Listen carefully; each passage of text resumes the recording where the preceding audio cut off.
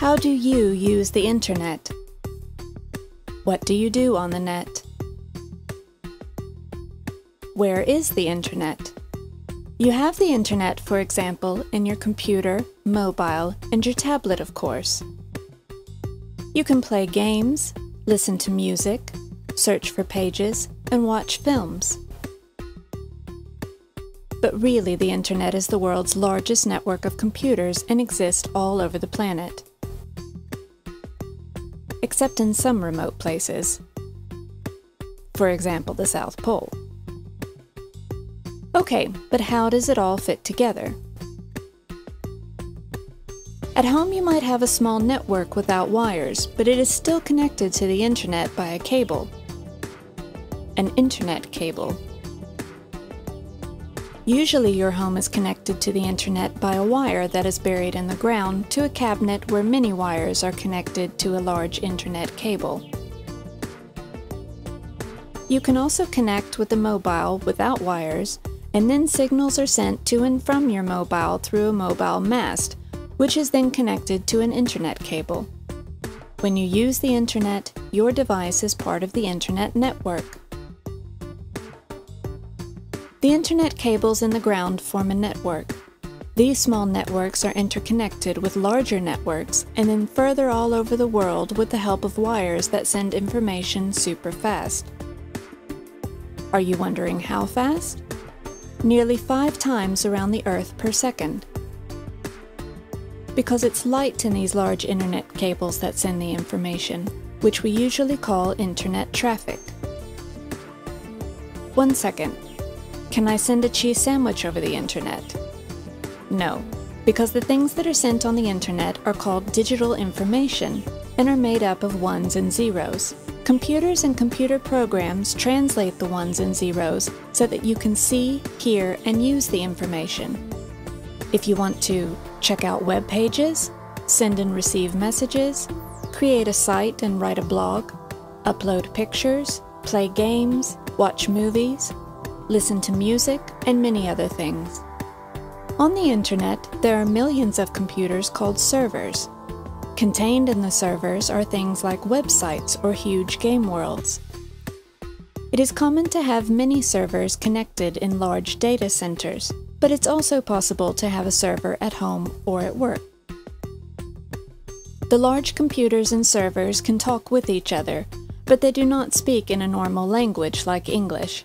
Instead, they send numbers and codes to each other. The good thing about this is that a computer in Sweden can understand a computer in Japan, even though the people speak different languages.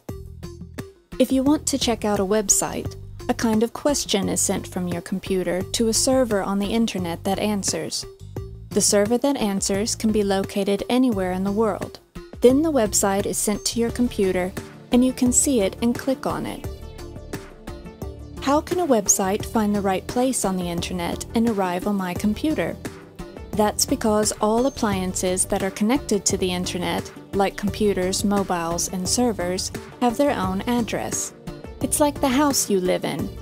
It also has its own address so that you can receive mail and people can visit you. All appliances that are connected to the internet have their own address. You can also say that internet addresses are like telephone numbers. The right number in the right order make the computers and mobiles able to find each other on the internet. It's like calling a telephone number and having someone answer. IP addresses are like telephone numbers. Do you remember that computers on the internet talk with numbers and codes? Good. An address to a computer that is connected to the internet can look like this. The number addresses on the internet are called IP addresses. IP addresses are quite long. It can be 91.226.36.46. Well, you get it. Complicated, right? You can't read and remember so many numbers and points. That is why computers translate number addresses to letters. As people, we read and talk with words and letters, not with numbers. If you write or click on a link to a web address, your computer then contacts the right server with help of the Internet's address registry.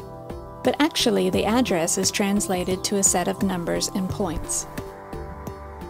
Addresses on the internet can be short, like iis.se, or long, like www.tekniskamuseet.se. An address with letters instead of numbers is called a domain name. It is the servers that have domain names, not the computer, mobile, or tablet. There are around 250 million domain names in the world. In other words, there is unbelievably much to discover on the internet. Addresses that end in .se have a connection to Sweden, and there are around 1.3 million .se addresses. There are also other addresses that end with 2 letters that show which country a site has as its home. To take some examples, Danish websites often have .dk at the end, while many sites in Finland end with .fi, and in Norway they use .no. All the countries in the world have a similar letter code. They're called top-level domains. The abbreviation at the end of an internet address, like .se, is called a top-level domain, and there are over 300 different top-level domains in the world. But there are more types of addresses on the net. Have you seen addresses that end in .com, .net, or .org? These are addresses that do not indicate where in the world the server is located, but which can be found anywhere. The island of Niue has the country top-level domain .nu, which is used in the same way since the word nu means now in both Swedish and Dutch. Now to summarize a bit. The net is easy to use because there is a system with addresses so that you can always find the right way on the internet. The internet is a large network of internet cables and computers that make it possible for appliances to send information between each other, but some routes can go through the air. On the net, you can send and receive information. Everything is translated by computers from ones and zeros to messages, pictures, films, music, or games. All appliances, like computers, servers, and tablets, that are connected to the internet can be found through their IP addresses and the internet's address register.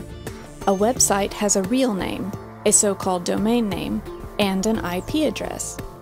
The Swedish top-level domain is called .se. There are over 300 top-level domains in the world that are tied to a country. There you go.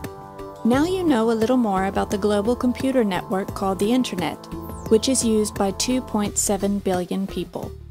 Have fun on the Internet